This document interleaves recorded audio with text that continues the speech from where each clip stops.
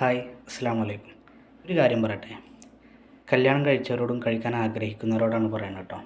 നമ്മുടെയൊക്കെ ഭാര്യമാർ നമ്മൾ അവരോട് എത്ര ദേഷ്യപ്പെട്ടാലും അവരെത്ര ചീത്ത പറഞ്ഞാലും അവർ നമ്മൾ ഇട്ടെറിഞ്ഞ് പോകാത്തത് എന്തുകൊണ്ടാണെന്നറിയോ? ഒന്ന്, അവർക്ക് നമ്മളോട് അതിയായ സ്നേഹമുള്ളതുകൊണ്ട്.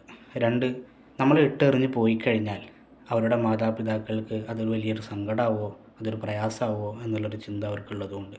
മൂന്ന്, പിന്നീട് അവരുടെ വീട്ടുകാർക്ക് അവരൊരു ഭാരമായി മാറുമോ എന്നുള്ളൊരു ഭയം ഉള്ളതുകൊണ്ടാണ്. അതുകൊണ്ട് അള്ളാഹു നമുക്ക് അവരെ ഹലാലാക്കി തന്നിട്ടുള്ളത്, അവരുടെ മാതാപിതാക്കൾ നമ്മൾക്ക് അവരെ കല്യാണം കഴിച്ച് തന്നിട്ടുള്ളത് അവരെ ഭരിക്കാനോ അവരെ ചീത്ത പറയാനോ ഒന്നിനു വേണ്ടിയിട്ടല്ല, അവരെ ആഗ്രഹങ്ങൾക്ക് നിറം നൽകാൻ വേണ്ടിയിട്ടാണ്, അവരെ ആഗ്രഹങ്ങൾക്ക് ജീവൻ കൊടുക്കാൻ വേണ്ടിയിട്ടാണ്.